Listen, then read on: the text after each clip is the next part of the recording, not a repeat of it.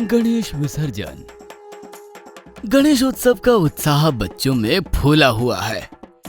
गट्टू चिंकी के साथ साथ उनकी उम्र के सारे बच्चे गणपति बाप्पा के आने पर बेहद खुश हो जाते हैं। सभी बच्चे गणेश को देवता कम और अपना दोस्त ज्यादा मानते हैं। गट्टू चिंकी की तरह कई सारे बच्चे बप्पा से बातें भी करते हैं। गट्टू चिंकी स्कूल जाने से पहले और स्कूल आने के बाद सिर्फ और सिर्फ बप्पा के सामने बैठकर बातें करते हैं। गणपति बप्पा, आप जानते हो आज स्कूल में हमें टीचर ने मोदक दिए थे। मैंने आपके लिए भी मांग लिया। हम दोनों ने आपके लिए मोदक लाए हैं, लेकिन एक शर्त पर आपको ये मोदक मिलेगा। क्या चिंकी, तुमने तो मुझे किसी शर्त के बारे में बताया ही नहीं। हाँ गट्टू, तो सुनो, मेरी शर्त ये है कि मोदक मिलने पर आप हमें छोड़कर नहीं जाएंगे। मम्मी कह रही थी आज आपका आखिरी दिन है और कल आपका विसर्जन हो जाएगा। हाँ बप्पा, प्लीज आप मत जाइए ना। गट्टू चिंकी की बातें मम्मी सुन रही थी। उन्हें गट्टू चिंकी के बात पर हल्की सी हंसी भी आई। वह गट्टू चिंकी की तरफ आई। गट्टू चिंकी, बप्पा को शर्तों में मत बांधो बेटा, बप्पा नाराज हो जाएंगे वरना। बच्चों, गणेश जी तो हमेशा तुम्हारे साथ ही होते हैं। तभी पापा ऑफिस से घर लौटे। आते ही पापा ने कहा, गट्टू चिंकी, कल बप्पा का विसर्जन हो जाएगा, तो चलो आज हम शहर के सारे बड़े बड़े गणपति देखेंगे। जैसा कि हम सबको पता है, गणेश उत्सव काफी उत्साह के साथ मनाया जाता है और शहर में कई सारे गणेश मंडप भी है और अलग अलग प्रोग्राम भी है। तो आज हम चलते हैं, क्यों गट्टू चिंकी, चलना है ना? उसके बाद शाम को गट्टू चिंकी ने गणेश जी की आरती की। गट्टू चिंकी पापा मम्मी के साथ शहर के गणपति देखने निकल गए। कई सारे मंडप में गणपति की बड़ी बड़ी मूर्तियां गट्टू और चिंकी देख रहे थे। गट्टू चिंकी, ये देखो हमारे शहर की सबसे ऊंची और सबसे बड़ी मूर्ति। गट्टू चिंकी नजर ऊपर करके देखने लगे। वाकई मूर्ति काफी बड़ी थी। बाप रे, इतने बड़े गणपति बप्पा, कितने सुंदर लग रहे हैं सभी। इनका विसर्जन कैसे होता होगा? मम्मी पापा, क्या अगले साल यही मूर्ति की स्थापना की जाएगी? इतनी बड़ी मूर्ति का विसर्जन कैसे होगा? या यही मूर्ति वापस लगा दी जाएगी? नहीं बेटा, इस मूर्ति का विसर्जन होगा। अगले साल नई मूर्ति की स्थापना होगी। पापा मम्मी के साथ गट्टू चिंकी ने बाकी सभी बड़े बड़े मंडप की बड़ी बड़ी मूर्तियां देखी और अपने मन में एक सवाल लिए वो घर वापस लौट आए। हर रोज की तरह गट्टू चिंकी सोने से पहले बप्पा के सामने जाकर बैठ गए और वहीं मम्मी से पूछने लगे, मम्मी, आपने बताया नहीं, गन्नू जी का विसर्जन कैसे होगा? हमारे गन्नू जी इतने छोटे कैसे? बेटा, वो बड़े पंडाल होते हैं, वहाँ हजारों लाखों लोग दर्शन करने आते हैं। कोई पंडाल तो 70 साल पुराना है। जैसे लाल बागचा राजा, उनको अच्छे से विसर्जन करने के लिए क्रेन की सहायता ली जाती है। साथ ही बड़ी बड़ी गाड़ियां सजाई जाती है। अरे वाह! हाँ बेटा, फिर समुद्र में भी आगे गहराई तक ले जाने के लिए जहाज की व्यवस्था की जाती है। इस साल जब ये सब होगा तो आपको लाइव दिखाया जाएगा।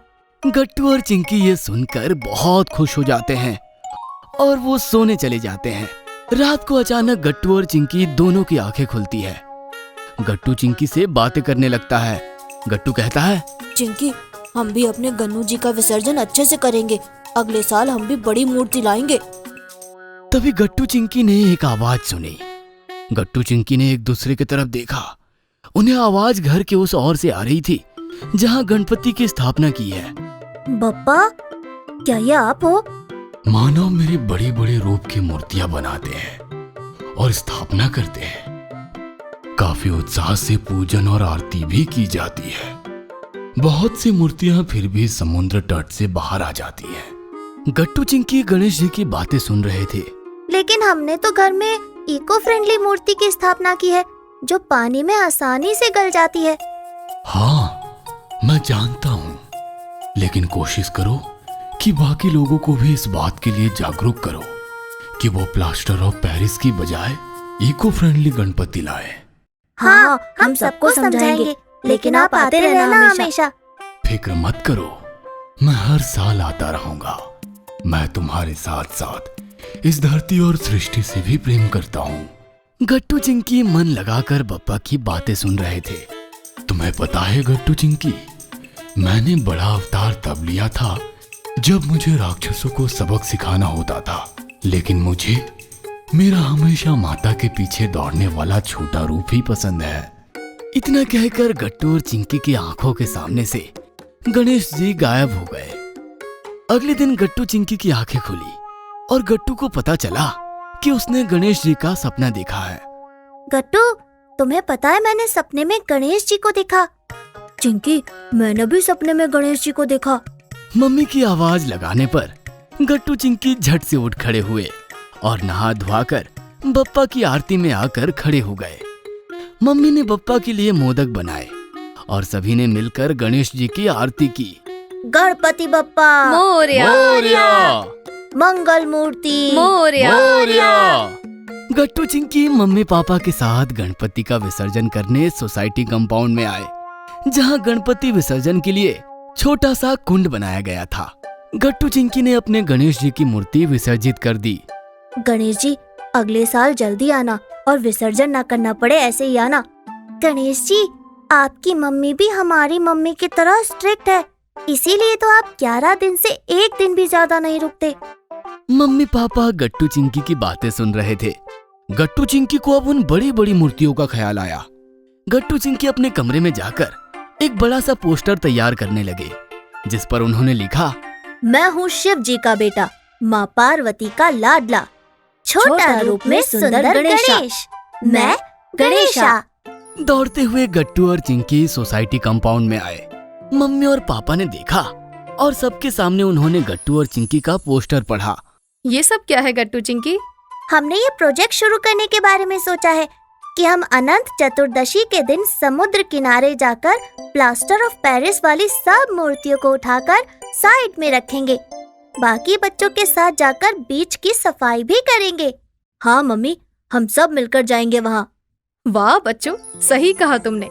हम सभी तुम्हारे इस विसर्जन प्रोजेक्ट में हिस्सा लेंगे। सभी ने गट्टू और चिंकी के लिए तालियां बजाई।